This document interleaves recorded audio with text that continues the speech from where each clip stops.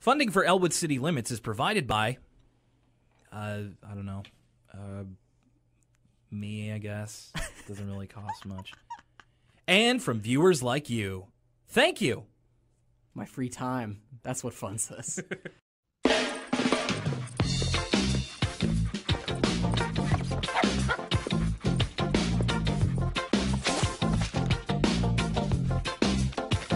Hey, what's up? Hello, and welcome to the unofficial pilot episode of the as yet untitled Arthur podcast. Episode 0. Yeah. My name is Will Young, and joining me, I guess I should ask you if you would like your last name to be said. Sure, absolutely. This is Lucas Mancini, my friend Lucas Mancini. How you doing, Lucas? I'm doing fantastic. How about yourself? I'm doing really good, and I'm very happy to be able to finally be talking about one of my favorite shows of all time. So we're definitely going to get into it, and to explain a little bit, this is a podcast, or at least a pilot of a podcast, where we will be talking about the classic PBS Kids series Arthur, based off of the the picture books. Well, I believe they had novels at some level of. In fact, I think I had a couple of Arthur, like quote unquote air quotes novels that were meant for kids. So Lucas, before I get into my experience with Arthur, you're now, just to give people a little bit of color here, you're quite a few years younger than me. That's right. What year? Whenabouts were you born? I was born 1995. 1995. February 1995, so early 1995. I see. So I'm very interested to hear where you came in, because Arthur was the TV series that premiered in September 2nd, 1996. This is actually 20 years of Arthur. Wow. And is it still on? It is still on. There's new episodes? As a matter of fact, it is the second longest running PBS Kids show ever. What do you think it is second to?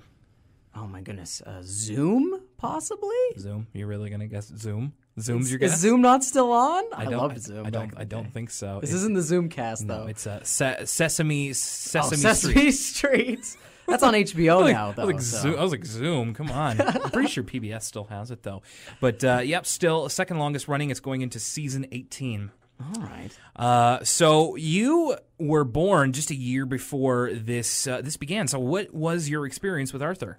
Oh, I haven't seen Arthur. This was really interesting because I haven't seen Arthur since I was a kid, since I was in the Prime demo for the show. Mm-hmm. But I remember watching it all the time. It was one of my go-tos because I believe it was on at lunchtime. Mm-hmm. So, I went to my aunt's house from elementary school, watched an episode of Arthur, go back to school. And I think it was on after school, too. The thing about the PBS family of shows is there weren't actually that many. I think there was only, there was your Zooms, your Sesame Streets, mm-hmm. your Arthur's, Cyber Chase, and there wasn't much else. So they showed reruns of those shows nonstop. And see, when I was watching it, I would have been 6 years old. I would have been in elementary school when this debuted, and so around that time, it was like you had, as you said, like Sesame Street. Arthur was debuting. A couple of years later, you had the Teletubbies. So kind of the beginning and the real rise of the Teletubbies. Did you ever read the Arthur books, like the picture books that they were based off of? So my mom was a librarian growing up. She still is. Mm-hmm. And so she would bring children's books home all the time. And she knew that me and my sister, we loved the Arthur show. And my parents were actually pretty big fans of the Arthur show as well. It was one of the only kids shows they could stand. So she also brought a lot of the Arthur books home, because she knew I was already into the material. But I was definitely introduced to the show before I read the books. I see. And for me, it was, by that point, 6 years old, it was already very much into, the Fox Kids lineup at the time, Power Rangers. I wasn't allowed to watch that. YTV. I mean, I think it was just about the time where I would be starting to get into that. But I really latched onto Arthur, and I have a hard time really explaining why. I think, maybe we'll get into it as the episode goes on, but I'm really not sure. But I will tell you that Arthur was such a seminal show for me at the time that still to a degree, but when I was younger, I memorized entire episodes, dialogue and sound effects included, so I could and I did repeat them just to myself from memory. And it's interesting you say that, because I think that's a phenomena for a lot of people in our age range. Mm-hmm. On Twitter and on Tumblr and things, I'm seeing almost a resurgence of references to Arthur. A lot of people on Twitter will post GIFs from Arthur, and there's kind of a memic phenomena surrounding that show. There's also a whole Tumblr out of context Arthur. Yes, and I believe there's like a similar Twitter account or something. There's definitely one that I follow, and that I'll definitely have to look up to reference. But you're right, there is kind of a mimetic quality, I think, as the children who watched Arthur grow older, and it's one of the TV shows of our youth. Nostalgia is still very much part of this generation. So, of course, we're going to be getting into Arthur in an episodic manner. We're going to be talking about the very first episode, the pilot episode of Arthur, which was Arthur's Eyes and Francine's Bad Hair Day.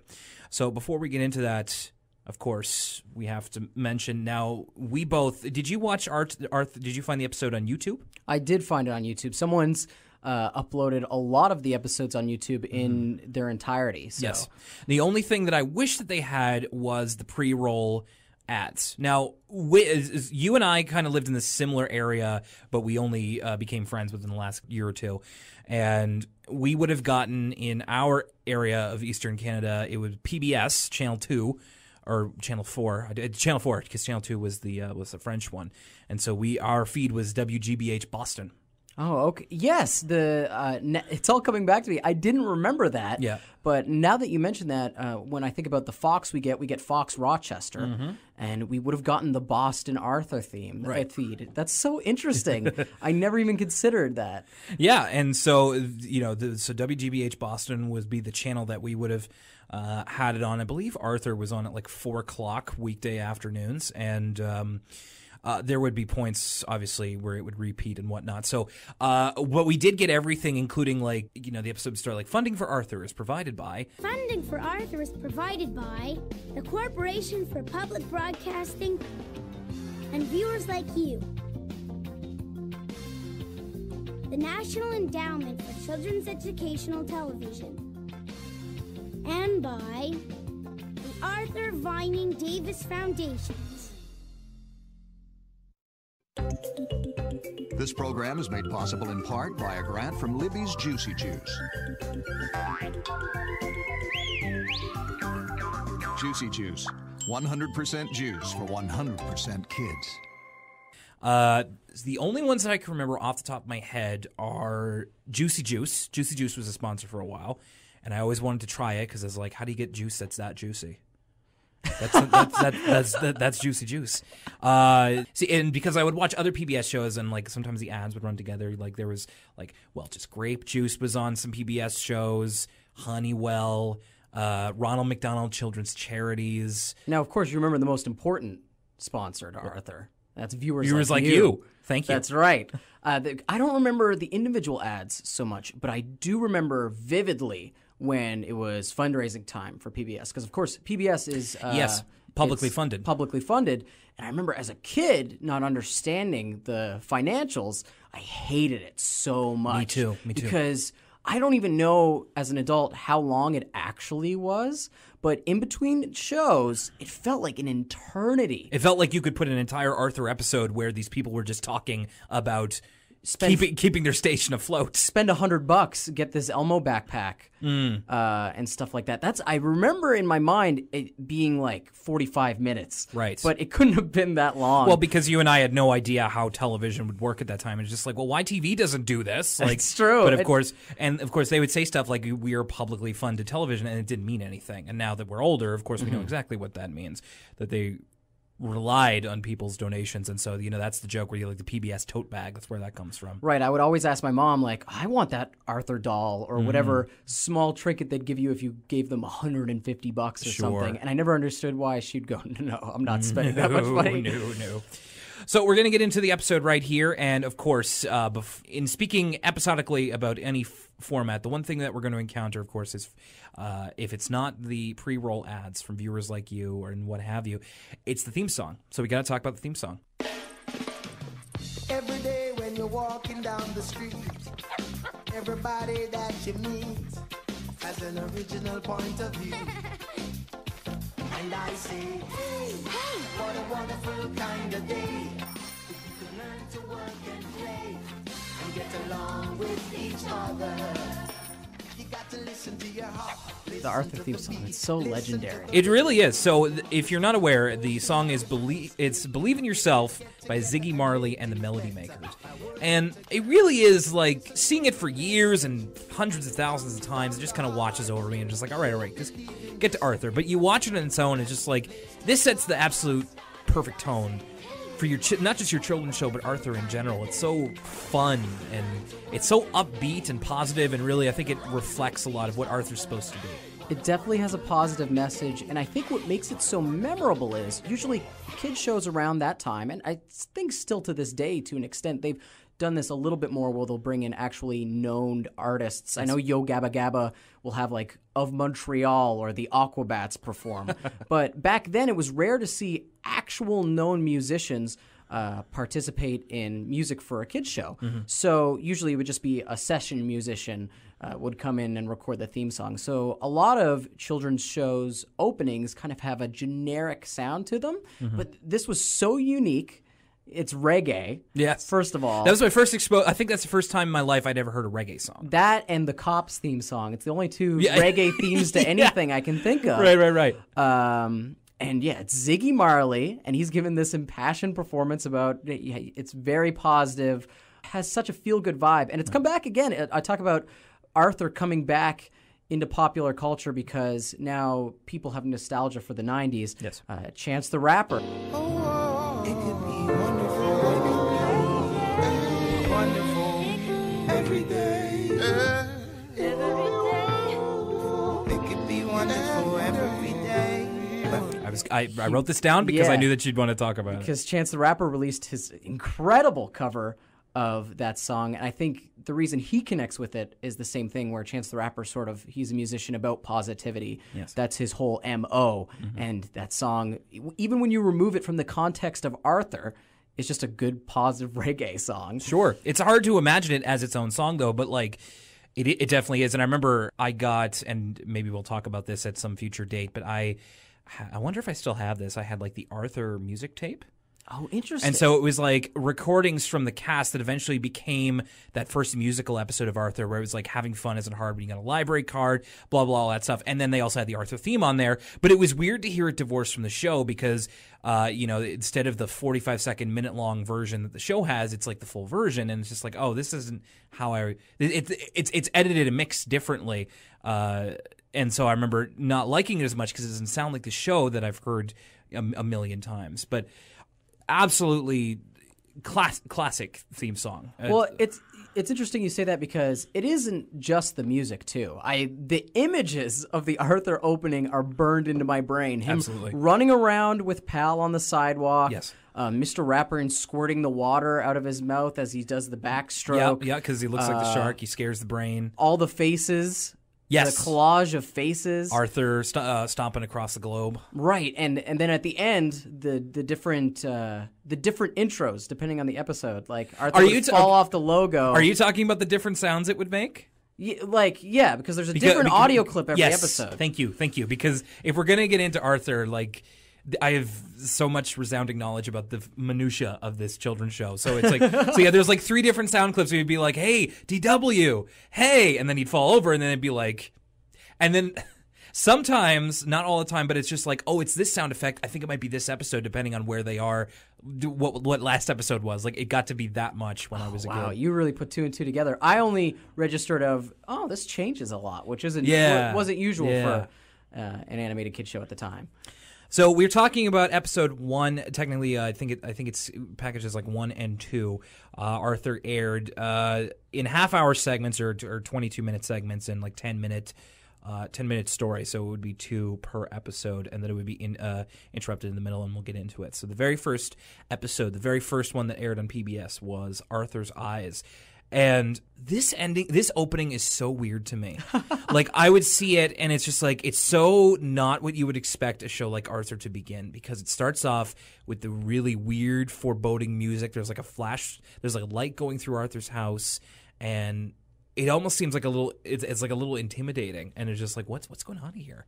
And it's just a weird place to start for the first episode. It's very mysterious. It is almost ominous, and there's actually a lot of use of ominous music in this episode. Yes, and this episode at points becomes paced like a horror film. Yes, and I have a thing about that, so you're absolutely right. So it's DW going through the house with a flashlight. She ends up in Arthur's room, and she gets him to come downstairs with her because, Mom and Dad have been keeping somebody a secret, and so Arthur's just kind of going along with it. I want to take this time to just quickly point out the voice actors for Arthur and DW. Michael Yarmish is the actor playing Arthur, and Michael Kalos is DW, both Canadian voice talent. They would have been kids at the time. DW is voiced by a male. Yes. Interesting. DW, yes, I never knew that. Exactly, and that's kind of what I wanted to very quickly highlight is that, we're going to see a lot of... We're going to hear a lot of their performances, rewatching Arthur if we decide to go forward with this podcast or not. I'd like to continue watching it. So good. I know it can easily turn into a love fest because it's, our childhood memories and stuff, but that's the classic Arthur voice. Arthur's voice would change a whole lot, and I'm sure it's continued to change, but it's just like when you think of Arthur, if you've been there from the beginning, like you think of Michael Yarmish. But it's interesting you said it changes because I did notice, I was like, this isn't exactly how I remember Arthur sounding. DW sounded like how DW always sounds. Yes. But I was like, Arthur sounds a little bit different. There were a couple of different Arthur voices, and I'll be interested to see which one you kind of identify with as we go along. Just a quick note here, Michael Yarmish was also, this blew my mind when I was a kid. There was a YTV show, it was one of their live-action comedies, probably produced in-house. It was called Radioactive. You were probably pretty young for it. I think it would have been aired around the late 90s. And it was about like a bunch of like junior high students who had their own radio station at their school. And not Radio Free Roscoe. No, that's different. That was like that aired on like APTN or something, Aboriginal People's Television Network. Wait, really? It wasn't just I thought it was a Family Channel show. It may have been. But interesting. So there was a similar show to Radio Free Roscoe that was on APTN. It was Canadian, and I don't remember what it is, but it was like something to do with radio or TV or something. It's funny. Canadian-produced kids shows come in threes. There's 3 Canadian-produced radio kids shows. I'm sure if we could find, there was Goosebumps and Are You Afraid of the Dark? I'm not sure if there was a third one, I guess. But yeah, maybe you could count the Outer Limits as that, even though it's not a kids show. Yeah. Canadian live-action show producers, they have their themes and they stick to them. They know it works. So so the two Michaels, Arthur and DW, just fantastic, and just wanted to make sure that was out there. So DW brings it to a photo album, and it's these photos of little Arthur before he had glasses, and DW, I gotta say that this is pretty believable that that a 4-year-old would probably believe this, because it's just like trying to figure out that people look differently without glasses, and that it's just not their face. My favorite line is from DW is that you were born with glasses. Yeah, DW, the writers really give, in these 2 episodes, DW and Buster get all the good one-liners in these 2 episodes. Like when I was writing down the quotes I really liked, they're all DW and Buster lines. For instance, not only does she say, you were born with glasses, when she's talking about what happened to this hypothetical long-lost brother that doesn't have glasses, she says they probably sold him or something when she's talking about what the parents would have done to dispose of him. Because of course she's perturbed by this. She goes, sure. It's the secret she's discovering. I have a long lost brother, and my parents sold him. It's absolutely exciting to a little kid. So then we get into the title card. So there's going to be a lot of different title cards in Arthur episodes. It's kind of a staple, and they would get more of them as the series went along. And this one is a classic. It's Arthur swimming. He says hi to the camera and keep going. So I had a question about this actually. Do you prefer the Arthur title cards with voiceovers announcing the title of the episode, or no? I like it when they announce the title. That's what I remember. That's what I guess usually what I like with this show is what connected with me most as a kid, because that's the nostalgia, right? So I really liked it when it was like when he would say the title. Yeah. And I think it's a little too stark when it doesn't say anything. It's just kind of like the title card. And I imagine that they maybe included that because if they had any blind listeners, Arthur is a very inclusive show, and I imagine for blind fans that would really be something they would want to include. I remember PBS would always push the closed captioning for the hearing impaired. That's what I learned. Basically, what closed captioning was from PBS. That's how I was obsessed with closed captioning as a kid, and because I love to read, and it's just like I can read while I watch TV, and it was great. And Yeah, that's how I learned it. Now it's hard for me to watch shows without subtitles or closed captioning. So, yeah, you're right, and I completely forgot about that. So we get into the episode. Just want to make a quick mention of the music that we're, of course, going to hear all through, and it's really eclectic kind of instruments, because it's like right away I noted there's like notes of a banjo, there's like flute, there's a bass, of course, that'll come into it. Very interesting score. Almost reminded me of, you ever watched Doug? No, so Doug was a little bit before my time. Doug is so iconic, so I know of Doug. Funny, but I never. But like this, like the show Doug also had its own real interesting take on, like, because it would be like beatboxing would be the kind of the score, and yeah. So I just think it's a little interesting. It's not just like piano or like an orchestra or what or like a synthesizer or something. It is a very interesting musical tone, and Arthur was a show that had very good musical influences. I noticed a continuity error, which I don't think is terribly hard to spot in this first episode. So right where we are right here, Arthur is explaining to DW the story of how he got his glasses. That's correct. So we see Arthur, young Arthur. Yes. We're to assume in a classroom. All right, so what's this continuity error? So as you're right, he's in his second grade class, and someone's there that shouldn't be. I'm trying to think now. I don't know who you're talking about. I must have missed this. It's Sue Ellen. Sue Ellen doesn't move to Elwood City until the third grade.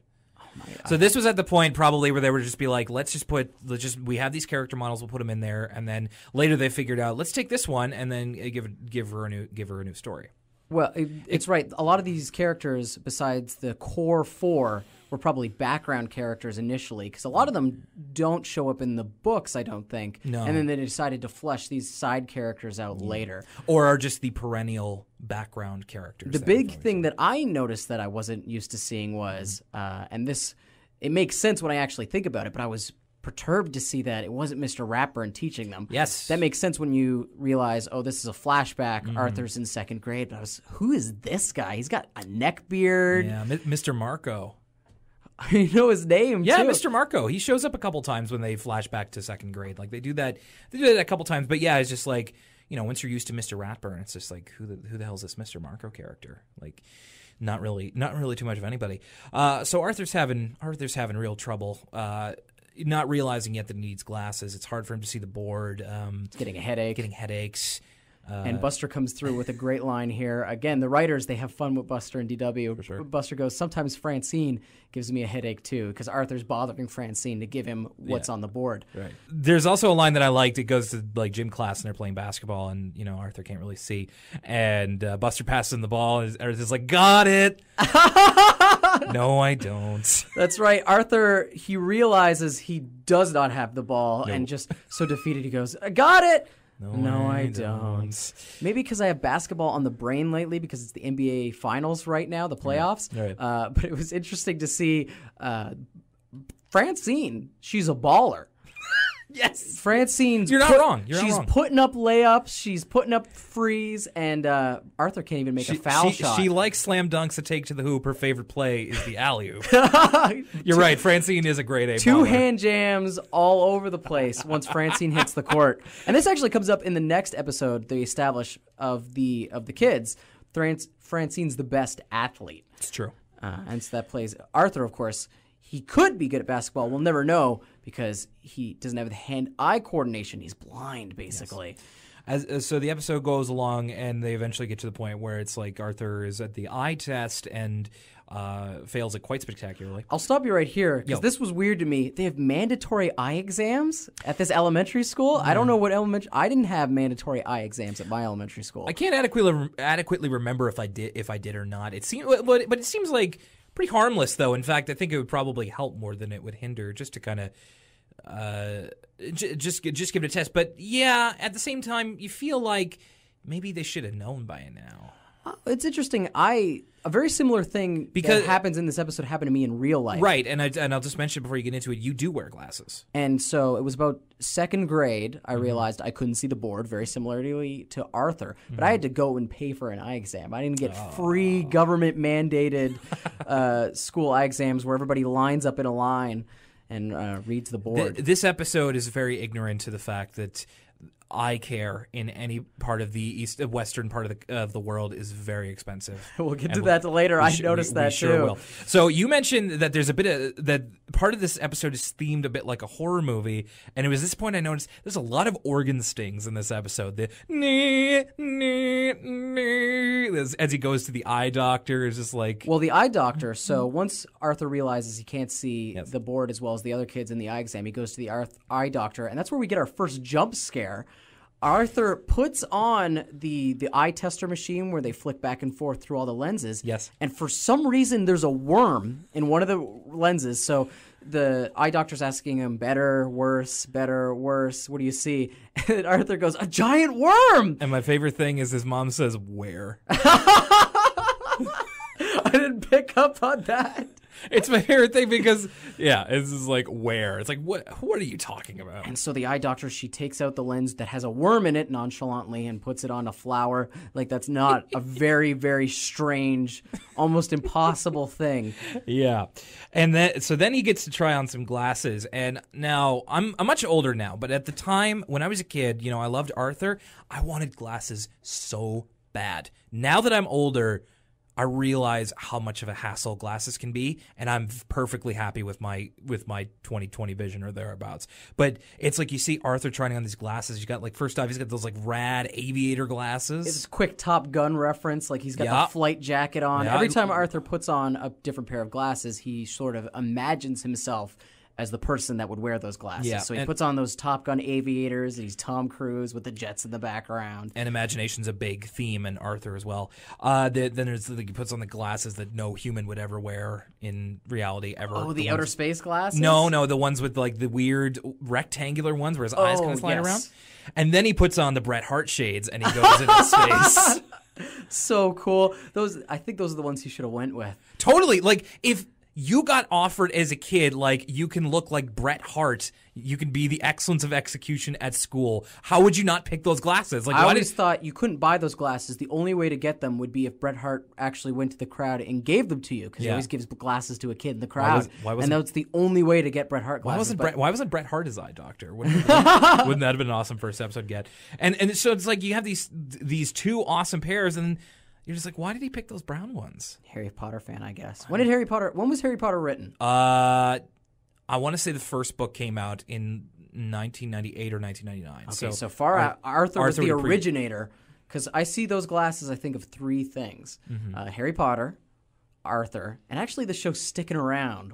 Bradley. Which, when I was a kid, this is kind of silly, but when I was a kid, I always called Sticking Around, I think, Little Arthur or something. There was some adjective I added to the word Arthur because I thought they took place in the same universe or something, because Bradley looked so much like Arthur to me. This was when I was really young. I would have called it Little Arthur or something. Sure. But anyway, that's what those round, thick-framed glasses mean to me. It's either Harry Potter or Arthur. They're so iconic. Right.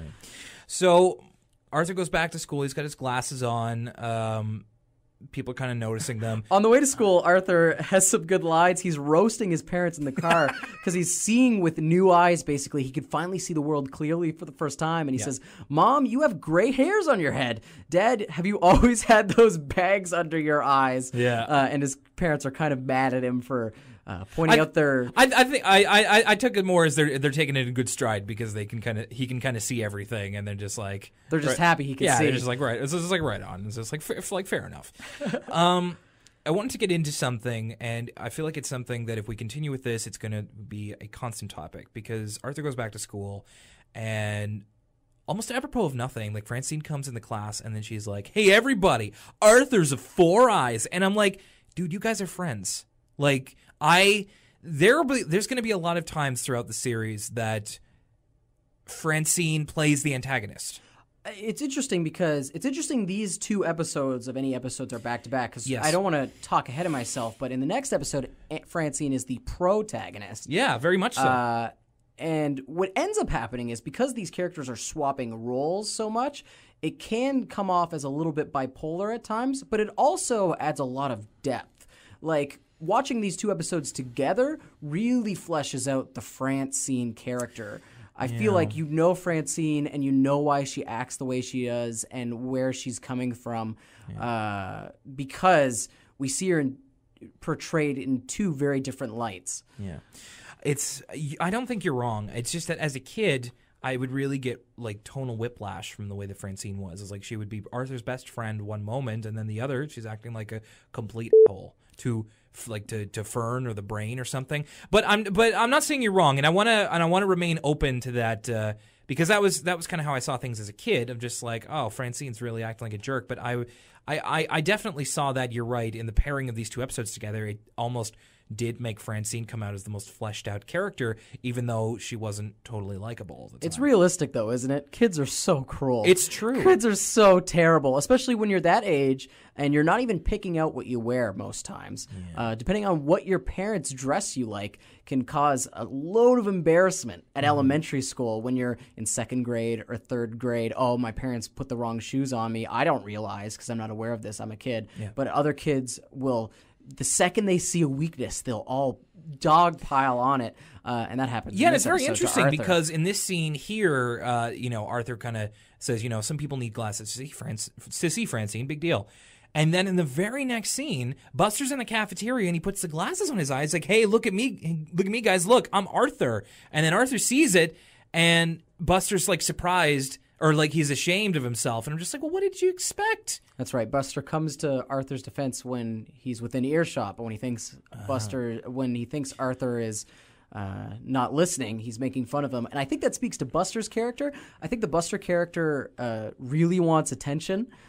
Yes. He's very needy to other people, and he wants other people to think he's funny and to like him. So I think Buster saw an opportunity to get a cheap laugh at Arthur's expense. He put the two drinking glasses up to his eyes. He says, "Hey, I'm Arthur." And it's kind of a funny visual. Sure. I'm not going to lie. Buster with his eyes gotten all big and zoomed in, it looks pretty funny, but at Arthur's expense, not so much. Yeah, very much so. So Arthur comes home, and then the next minute or so, he comes home in embarrassment, and he's wearing this crazy Victorian trench coat, like he's Dracula. This huge collar to cover up his face, like he's in a noir film or something. Like he's in Bloodborne. Like he's in Bloodborne. That's exactly what I thought of. He looks like a Bloodborne character because he's trying to.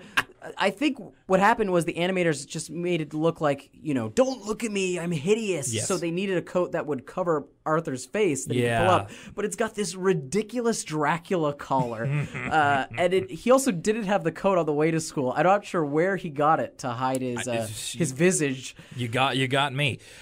So speaking of glasses being super expensive, Arthur spends all of his time and effort trying to basically destroy them or get rid of them. We have a fun montage where Arthur's trying to ditch these probably upwards of $200 prescription glasses. Sure. And you talk about stings. This is where I really noticed the music cues, where every time Arthur would try and get rid of his glasses, a sort of Rube Goldberg effect would happen where it would bounce off a tree, reflect off a mirror, and end up on his bed again, so he walks back in. And literally a rip-off, royalty-free Psycho music would play as Arthur would horrifyingly realize he can't get rid of the glasses. The cat came back the very next day. Yeah, indeed. And then, of course, he tries to get DW to smash them, and like his mom comes in and is like, "What are you doing with your glasses?" And if I was Arthur's mom, he'd just be like, "The f*** are you doing? Go to your room." Christ. Insurance only covers one pair per this time. Yeah, this scene really disturbed me because seeing the baby sounds coming out of DW, she didn't look that much younger than DW normally looks, and it was the Kate sounds you usually hear come out of DW, Arthur's littlest sister, Kate. DW just making baby noises while trying to hit these glasses. It's disturbing. It's a little bit of a cognitive dissonance, and you're right, because Arthur's in second grade right now, and then the next year, for most of the series, he's in third grade. And then by the next year, DW is she's speaking better than Arthur. I didn't even put that together. That's real. Yeah, DW kind of has a big DW has a big vocabulary. I apparently have trouble speaking. But DW has a big vocabulary. She speaks very eloquently, yet a year before, she couldn't speak English. Yeah. Maybe she's like Einstein. She couldn't speak until she was 4 years old or something. Could be. Arthur decides to ditch his glasses when he goes to school so he doesn't get picked on. Love when he goes behind the tree and there's the Metal Gear Solid 3. Or Superman, he goes into the phone booth and changes. We don't know what happens to Arthur's glasses, just he goes behind the tree and then he's cool Arthur. A great exchange here. It's just like, Arthur's like, "It's harder than ever to see without my glasses." And Buster's like, "Wear them." And he's like, "I don't need them." He says exactly, I know this school like the back of my hand, which I think is a great line. It's just such a weird thing for a third grader to say. Like, he's been to the school for 3 years. I feel like maybe I was just a dumb third grader, but I don't think I could do what Arthur does here, where he says, I know the school like the back of my hand. I got lost in my elementary school. I would have to take the lap around a couple times to be like, okay, this is where the bus parks outside. Elementary schools can be pretty labyrinthine. And, of course, it ends up biting Arthur in the butt because he goes into the girls' bathroom. It's such a weird scene, too, because Arthur walks into the girls' bathroom. The girls are horrified. Justifiably. More girls enter the girls' bathroom, and Arthur exclaims, "Get me out of here!" And it's just like the door's behind you. Yeah, like even if you have to push some girls, even if you have to push some girls down to exit, it's not that hard. Just vamoose the roosters in the hen house. But yeah, this has gone deep six already. He painfully exclaims, "Get me out of here!" Yes, yeah, he does. Even though he could just walk out the door. And of course, he does walk out the door, and everybody's looking at him, and the jig is up. He goes back home, and so before that, I just wanted to mention. So a running theme in this episode, Binky, the character who would eventually be established as he's older. He had to repeat third grade, and he sometimes is used as the bully archetype when Francine isn't. But Binky has been spending this whole time trying to figure out what's different about Arthur when he was wearing his glasses, and people were making fun of him. Binky thinks maybe he's gotten a haircut or he's gotten a new shirt. Yes. I think the implication is that Binky's supposed to be a little bit slow. He did have to repeat third grade, as we later learn. Yeah. But Binky finally figures out here that Arthur's wearing glasses. Arthur was wearing glasses. Right. Before we get into the triumphant return, it's just like Arthur's watching TV at home in something that will definitely come back again and again. Bionic Bunny, his favorite TV show, the kind of pastiche of Superman. And it's like a behind the scenes of just like, I'm Wilbur Rabbit, and here's how we make the Bionic Bunny show. The Bionic Bunny voice is so good. I'm Wilbur Rabbit, and here's how we make the Bionic Bunny show. Someone hands him a script, and then he puts on Arthur's exact glasses. And then, like, Wilbur Rabbit's got glasses just like mine. And then so that gives him all the confidence he needs. And that's kind of the moral of the episode is just accept yourself and it's like it won't matter what people say. And also pray that your idol has the exact same problem as you because that'll make things 100% easier. And then it seems like Wilbur Rabbit's farsighted, whereas Arthur's nearsighted. Sure. Because he needed the glasses to read a script that was close to him, whereas Arthur is like me. He couldn't see the chalkboard. Yes. And so Arthur goes back to school. Everything's hunky-dory. Binky finally figures it out. That's right. So Binky finally puts two and two together. You're wearing glasses. And he goes to make fun of Arthur with Francine. Him and this tall rabbit guy are just hee-hawing about it. That's right. They have a good 10-second laugh about it. It's one of those things where you're like, oh, the animators needed to fill some time here. So why don't they find this hilarious? His whole joke is Binky goes, oh, you're wearing glasses. That's what's different. You're a Four Eyes. And then he laughs for like 10 seconds straight. It's great. Where the joke's really on Binky because it took a whole day to figure out what was different. Right. So, and then it finally ends off with Arthur, acing the math test that he failed earlier and all that. Francine comes up to him, and now she, having seen Arthur's confidence, is now doing the full 180, and she has got her own pair of glasses, her movie star glasses that don't have any glass in them. They're just vanity glasses. Right, no frames. And she had also seen the Bionic Bunny program. Yeah. Bionic Bunny, universal among these kids. They all like him. They all look up to him. So once everybody realized it doesn't matter if you wear glasses or not. Yeah. You could still be an icon. Francine is almost jealous of Arthur as she turns it around. I also want to point out that when it's showing that it doesn't really matter, it's actually better that Arthur's wearing the glasses. Not only does he ace the test, but he also becomes a bit of a baller himself. Sure does. He posts a pretty sweet layup. Again, these third graders, I'll get into this in the next episode as well. These third graders are far more athletic than I ever was when I was in third or second grade. Same. They're playing full court basketball. Yes. And they're sinking shots at a pretty regular rate. So then we finally go back to the framing device of DW and Arthur. DW is kind of disappointed, but she gets it, and then the episode ends with DW finding an old picture of Arthur's mom and dad, and it's them during like the disco era. So it's very Saturday Night Fever. Yes, and Arthur's mom looks a lot like a disco Princess Leia, and Arthur's dad might be a pimp. He's got a sweet full mustache. He's wearing like turquoise like shirt and pants and like a white vest. It's like a curly mustache goatee combo. It's very The Princess Bride. It's almost like Three Musketeers-esque. Like a Carrie Elways kind of vibe. And DW, she doesn't have a lot of permanence yet. She still exclaims, "Who is this guy with the dad? Who's this weird guy with mom?" With mom. Who's this weird guy with mom? And I think this might have been the first time I ever heard the word divorce. I was just going to say, it's very grown up of her to say, well, dad doesn't have a beard. Maybe mom got divorced from this guy, which is another great DW line. And that's where the episode ends. Before we get into the second episode, I do want to mention the regular framing device of Arthur episodes is the A Word From Us Kids.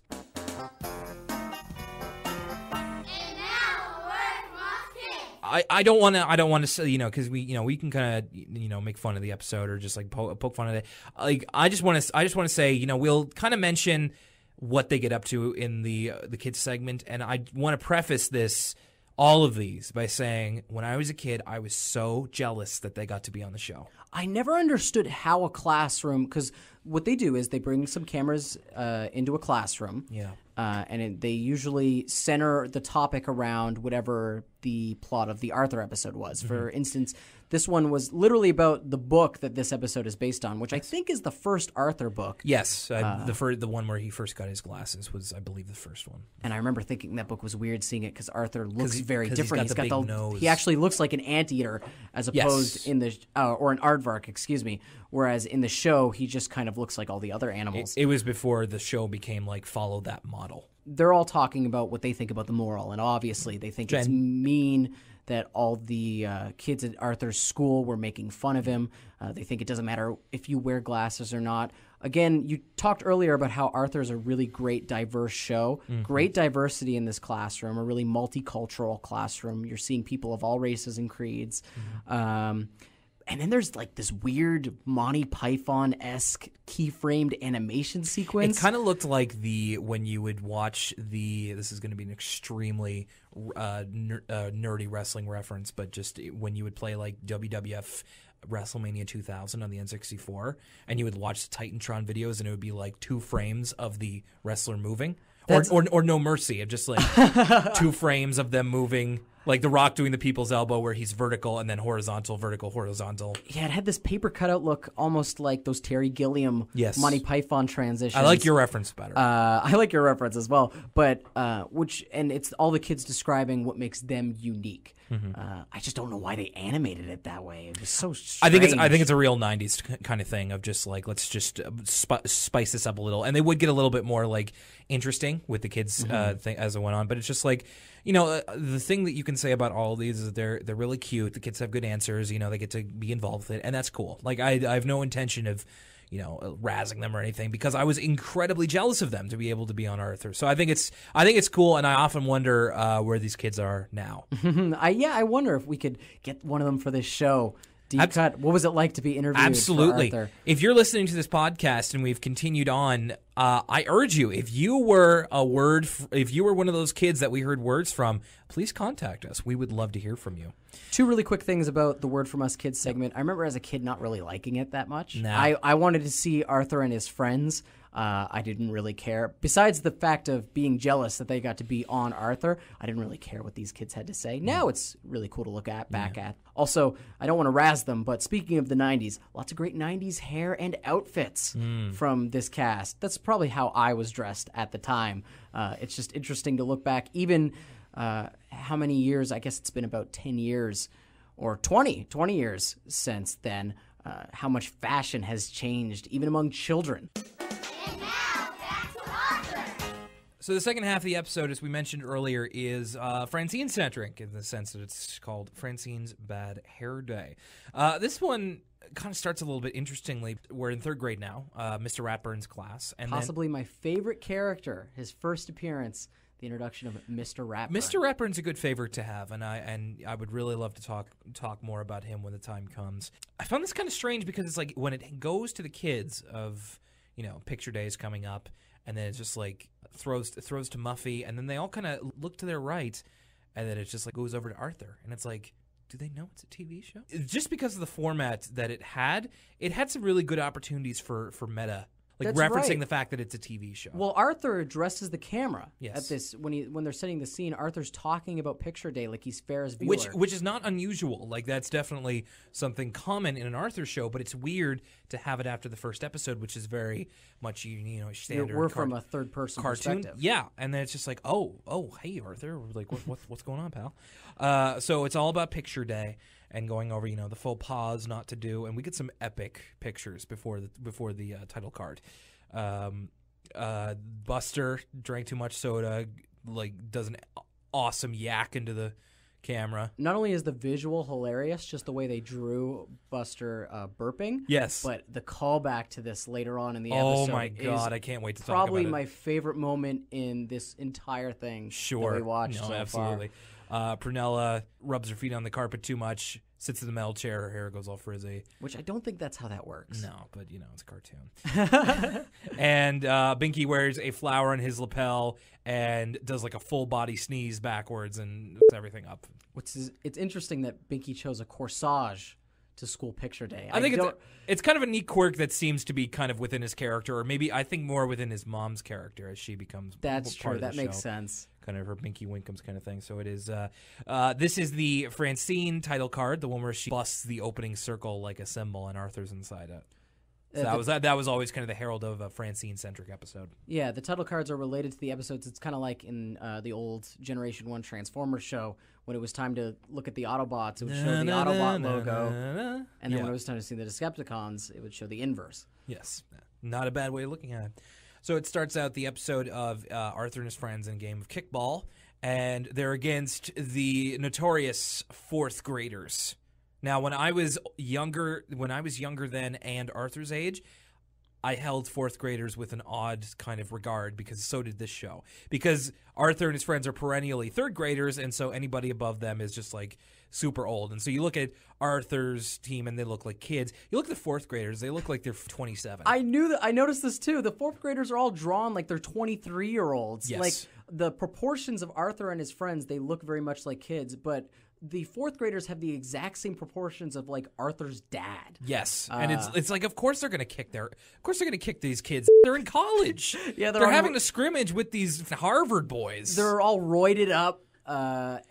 They're all working out and buff fourth graders. It comes across in the camp episode that's a few after this one, and to that point, Arthur like winds up. He does his best pitch, and he gets slammed in the face. Buster exclaims, "Well, we'll never beat them. They're fourth graders." Yeah, so matter-of-factly. And it's like Arthur takes a full ball in the face. Like, it's hardcore. Like, It turns out basketball was his sport after all. Yeah. Kickball, not so much. Yeah. Francine manages to bring the game back from the brink and save it and win it for everybody. She's definitely the star athlete of this crew. And she is, as you mentioned, the protagonist of this episode.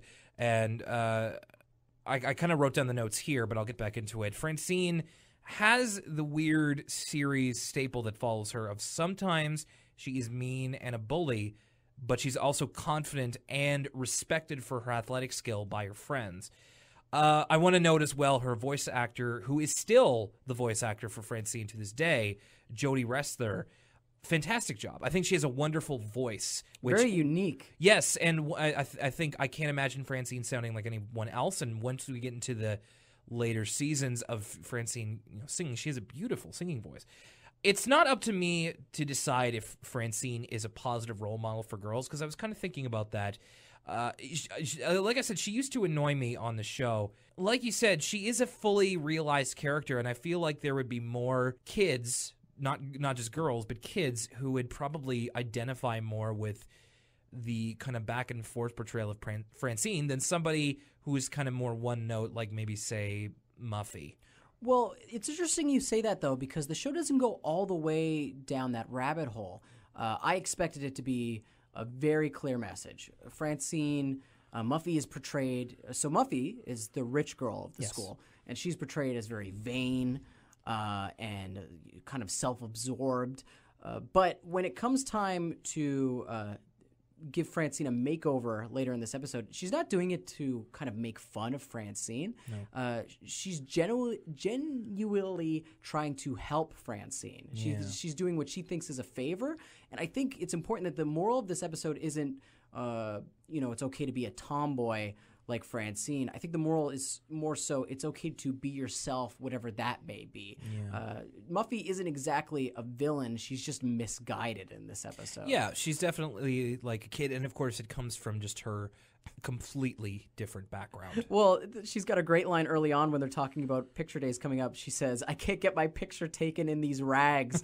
She's upset because she thinks it's the day of picture day. Yeah. And she's horrified. And as this episode establishes, you only get one chance to get your picture taken. I don't know what kind of weird picture day this is at this school where they have state-instituted eye exams, but you get a picture, and that's your one chance. Doesn't matter if you're not even facing the camera, it seems. Yeah, no opportunity for retakes or anything, and I'll get to that in a second because Muffy, she offers to make over Francine to turn her into a whole new Francine, and Francine kind of isn't into it. She really does not care.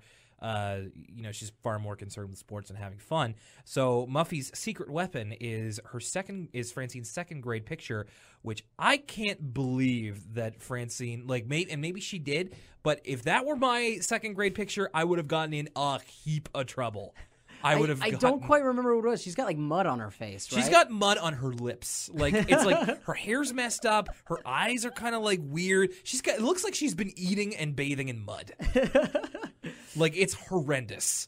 But again, Muffy, it's important to point out that Muffy's not doing this to like embarrass Francine, because that's not what I thought they were going with it. The girls are sort of all in the bathroom. All the girly girls are talking about what they're going to do for a picture day, what kind of dress they're going to wear. And Francine is kind of uninterested. She's wiping the mud off herself at the sink. And Muffy sort of approaches her like this. It's going to be a fun, positive thing. We're going to give you a makeover so you can look good. It's her idea of fun, but she's still looking down at Francine. Yeah. But I expected Muffy to be more straight up. Oh, I'm better than you, which isn't really the case. She's trying to help her out. But she wants to relate to Francine because it's not really established here, but they are best friends. Mm-hmm. She decides to take Francine to the makeover. Before that, she tries to give Francine her own hair makeover, and it's a horrendous Medusa-haired mess. And she whips out a cell phone, flip phone. She's in third grade. This is the 90s. 1996. So you got to think about how expensive a cell phone would have been in 1996 and how not prevalent they would have been. And then also you need to think about the context of a third grader whipping out and. It makes sense because Muffy's supposed to be very, very, very rich. Yes. It's still hilarious, though. No, it's completely strange. So they go to her, preferred makeover artist, her preferred hairdresser, whatever you call it. The Glam Squad. Yes, very much so. They go over a couple of hairstyles for Francine, and then she settles on one that is outrageous, but less so than the other ones. Muffy's hairstylist exclaims, "We don't promise miracles in your price range," to Francine, which is a very cruel thing to say to a third grader. Yeah, it kind of gives you a taste of the people that Muffy kind of deals with. I also like how at a certain price point, though, there is miracles. You could have anything done with your hair as long as you got the change. You better believe it. These are only the best for Muffy.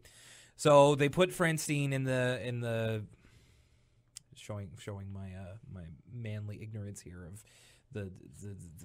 It's a dryer. It's a hair dryer, I believe. Oh man, I feel like such a bonehead. But yeah, so they get her ready for the haircut, and so we get our first dream sequence, which is Francine playing kickball on some sort of national or international level, and she's basically she's become Medusa from the X-Men, from Marvel's Inhumans because the Humans. Yeah. Well, yeah, good enough because her hair basically has a mind of its own and it is a living weapon. It turns out that's a big advantage to have in kickball when no one else is able to use hair tendrils to reach out. She basically wraps it around one dude's neck and she trips him, but it's just like you could snap it, nobody would have to know. I'm not the most versed with the rules of baseball, and I know baseball has a lot of antiquated, bizarre rules. Kickball. Oh, it's kickball. That's right. They're still playing kickball in this. So I guess hair tendrils, totally legal in kickball. It's all street rules in kickball. So when she wakes up, it's not exactly the hair that she was promised by the computer simulation. And I want to note that Francine's hair is basically what my Baba's hair looked like, my grandmother's hair. It's kind of like a big, almost like sort of like an afro. Tight curls. Yeah. And so it's a very much an old woman haircut, and then Muffy has the haircut that Francine was promised, which is much more kind of flamboyant and stylish. Very prom. Yeah, It very looks like prom. lots of ribbons, lots of complicated braids. And I just want to highlight very quickly, Melissa Ultro is the voice of Muffy. Can't imagine anybody else doing Muffy's voice. She was also the voice of Pippi Longstocking in the cartoon. Oh, in case you ever watched that. They both have the same hairstyle. Yeah, very much so. So we cut back to school, and that's where Francine debuts her hair, much like Arthur debuted his eyes. And so we get kind of the inverse, which I never noticed before, of like Francine in Arthur's eyes kind of giving him a bit of for his eyes. But now in kind of the opposite of that, it's mainly Buster. Oh my God. But I mean, Arthur's kind of joining into two of they're giving her for the hair, and now I feel a bit bad for dogging on Francine in the past, because it's like, well, this is a real schoolyard reciprocating relationship of you make fun of me, well, I'll make fun of you, and so nobody's ever really happy. It's hard not to laugh at the Buster line, though. The timing with Buster's delivery is so impeccable, and I get that Buster's probably the writer's favorite character. Almost all of the one-liners That's where you Buster. get your shtick in. But oh my goodness, it's not even jokes at this point. It's just pure delivery. Francine asks Buster, "So do you like it?" Buster goes, "No." Just a simple no. And then him and Arthur are also rolling on the floor laughing about it's Francine's like, it's hairstyle. alive. And of course the dumb joke that of course boys laugh at. And then further kind of ball busting in the cafeteria, and Francine wants to reciprocate, but Muffy's very insistent that she not do anything to mess up the hair because it's very expensive. So Muffy has a list of rules of how proper hair care for a lady. I didn't write them all down, but the two big ones that I really stood out to me is, one, no riding in convertibles. That's a must. And also no lying down. When Muffy's explaining the rules of hair care, Francine sort of goes, oh, and tries to lie down on the bed. But again, one of the rules, you have to sleep standing up if you want to maintain those luscious locks. I guess so. We'll never know Muffy's secret. So, of course, because she has all of these restrictive rules, Francine can't play kickball, which to her, ball is life. So it's another game against the fourth graders. And so without Francine, without the MVP, you have to put in the subs. Yeah, I guess the subs, or what I'm thinking of is just like you have the trio of Francine, Arthur, and Buster, but you need the person to lead the trio, but Arthur and Buster aren't leaders; they're supporters. So I also just think Arthur is pretty bad at kickball in general. Sure. It seems like he doesn't have a lot of athleticism to offer up his team. In fact, when he hears that Francine cannot play kickball due to her hair, he's furious. Yeah. Because like, what do you mean you can't play? Arthur knows it's already a losing endeavor against the fourth graders, let alone without Francine. And then Arthur and Buster proceed to get dunked on, like hardcore. And it's not even that the fourth graders are doing especially well. It's just that these guys are like Bozo the Clown. They slam into each other immediately trying to catch the ball. And then great line when one of the fourth graders is running the bases. He stops running, looks at them down. Is like, "Can I help you find the ball?" And then keeps running.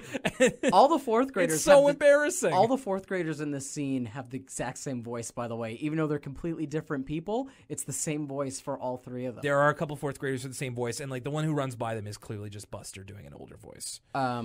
Also, when Arthur is getting mad at Francine because she can't play, he's sort of, he's getting really riled up and he's kind of thinking out loud, and he asks Buster, "What's wrong with her?" Buster goes, another great Buster line, "She's lost her mind, that's all." Very matter-of-factly. They're getting dunked on, and then Francine has all she can stand. She can't stand no more, so she does an epic catch and gets back in the game and manages to turn it around pretty much single-handedly. And there's a good line here of just she's at bat, and then the catcher is like, "Did you know there's a poodle on your head?" And she's like, "Yeah, and it does tricks too. Watch." And then she proceeds to school them, and then it's just kind of, and then she does like the big big dirty slide into home, but it's the game winner, and she's a sports hero again. One of the fourth graders has a really great line here where I don't know what the deal is with this kickball league. Like you said, street rules, it seems. They really need some officiating because there's a lot of dirty play here. Because they play without a ref, you see. Yeah, and Francine catches the ball from the stands, and one of the fourth graders rightly say,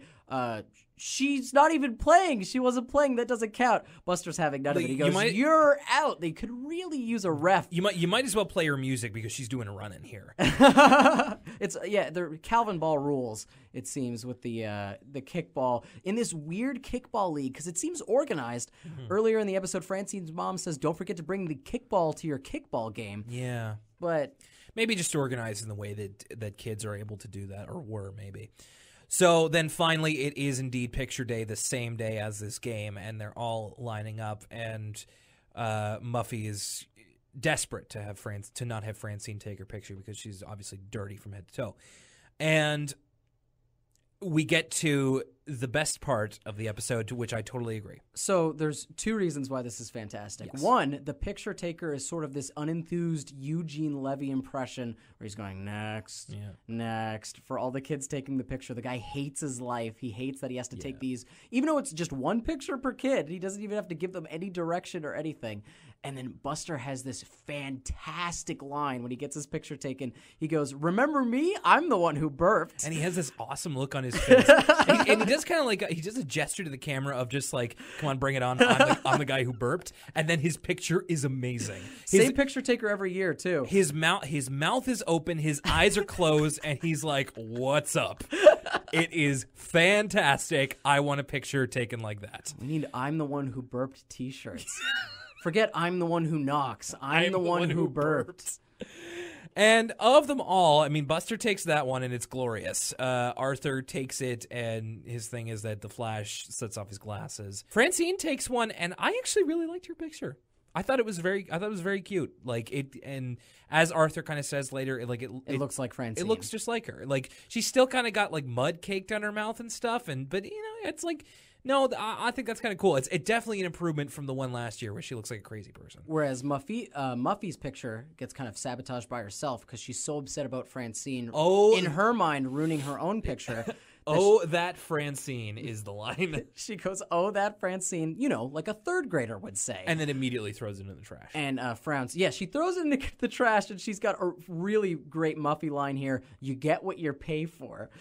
Because if I were you, I'd burn those. And so we end off the episode of Arthur and Francine trading pictures. And like they're Yu-Gi-Oh cards or something. Yeah, I've never heard of trading pictures. Yeah, no, it's just like you want to trade, and it's just like, do you mean you want to see them? Like, what are you going to keep them or something? So they trade them, and it's like, I like it. Looks just like you. Francine says so does yours, and I'm like, why does Arthur have beams of light coming out of his eyes all the time? Another X-Men reference, I guess. He's Cyclops. Yeah, I guess so. And then the episode kind of ends with Arthur and Francine going to play ball. And speaking of recurring themes, of course, now that Arthur's first fan base is much older, then you kind of get into your fan fictions and your different interpretations and stuff. I mention that because, of course, Arthur and Francine, OTP, right? Oh, that's the couple. There's a couple of really good arguments you can make either way, but it's like it's clear that from the very beginning, it's just like, well, Arthur and Francine, as different as they are, and as much as they get on each other's nerves, like this may pay off into some kind of chemistry later in life. I don't know. I'm thinking Arthur Brain is the ship. That's the ship for me. Arthur/Brain. You're gonna have to talk me into that one. So that's the first episode of Arthur. Lucas, any final thoughts on these two episodes presented as a whole? I liked the second one better. I think. Mm-hmm. I think Arthur is such a blank slate in the beginning that he's hard to really get a sense of character from him. Mm-hmm. And his problem isn't really like when he's getting made fun of for his glasses. I don't know. It just seems kind of petty. He's trying to destroy, as an adult, he's destroying these $200 glasses because kids are bullying him. And I get that that's a big deal when you're a kid, but I had a hard time, putting myself in Arthur's shoes, being in the exact same situation as him, and I didn't really get bullied like that, I guess. Mm-hmm. Whereas in Francine's episode, Francine is there's so much depth to Francine's character. She's athletic. It's later established that Francine is kind of a member of a low-income family. She lives in an apartment. A Jewish family. Oh, yeah. So the Francine character, she's really fleshed out. You know, she comes from a low-income family. She's athletic. She can be overconfident to almost a fault, and she can be pretty cruel sometimes. But I think what's interesting about the characters of Arthur is they're a lot like real people in that they're perfectly imperfect. Yes. Muffy, I expected to be sort of this caricature of a rich person, and to an extent she is. Kind of one note. But I really expected her to look down and make fun of Francine, and she didn't. They're friends, and she wanted to do what she believed, incorrectly, what was best for Francine. So because of all those reasons, I really liked the second episode. The first episode's good, too, as an establishing episode. I can't wait for... I think Arthur is best as a character when he's paired with the DW. Okay. Their chemistry, the way they play off each other is so good. So I'm excited for what's to come with him. I want to acknowledge the fact that you're very much pro Francine, and I don't want to make it seem like I'm anti Francine. It's more coming to terms with feelings I've had since I was a kid and kind of trying to be more fair to Francine. And I definitely see what you're saying. And I saw it myself of just Francine seems to be a much more developed character in a way that I wasn't even certain that this show could really have. But I will say that I always kind of I think in a way I watched a lot of TV shows, cartoon shows as a kid. And I always identified with the more blank slate characters, like the leaders or the main characters, because I mean I know that we were kind of intended to because it is Arthur's show after all. But I think as the show goes on, Arthur kind of moves past being the blank slate main character. Like even here, you kind of see the flashes of imperfection that you also get from Francine. Of just Arthur is very well meaning. He's kind and all that sort of stuff, but he's also very. Reactionary. I find that from the first episode he's very he lets things get to him very easily, and he can lash out as well. And I think he's like you said, perfectly imperfect, which I kind of identified with as well. And I think this becomes more apparent later in the series, but in more ways than one, Arthur is very much a Woody Allen-esque figure where he's got the same glasses choice, but he's also neurotic almost. Very. He cares so much about what other people think of him, and he's very quick to worry and quick to freak out. He's kind of short-tempered. Yeah. So I'm very much looking forward to seeing this through different eyes. I mean, I think I watched through Arthur a lot of episodes a few years ago, but to analyze it on this level is something that I've been wanting to do for a while. Lucas, I want to thank you very much for joining me for this. As it stands, I'm still trying to figure out, I'm going to be putting this pilot out to people looking for reception. If you're listening to this, I'll be putting it up on SoundCloud and probably onto my personal social media before we go forward with any sort of show for this. And, of course, comments and criticism are not just welcomed and appreciated, but very necessary for us to keep going. But I think it would be a good idea before we leave here to think of a title. Like let's even if this doesn't get off the ground, which I would like to see it through, but I'm not going to commit just yet. But let's see if it does. And there's a lot of ways that you can. There's a lot of titles you can have for an Arthur show, and I think the problem for me is that I have a hard time thinking of names and titles for things, like because I overthink it because because it's like I want it to be the perfect name, but it doesn't have to be the perfect name. So I wonder if we can just kind of think of one right now, and we can run with it.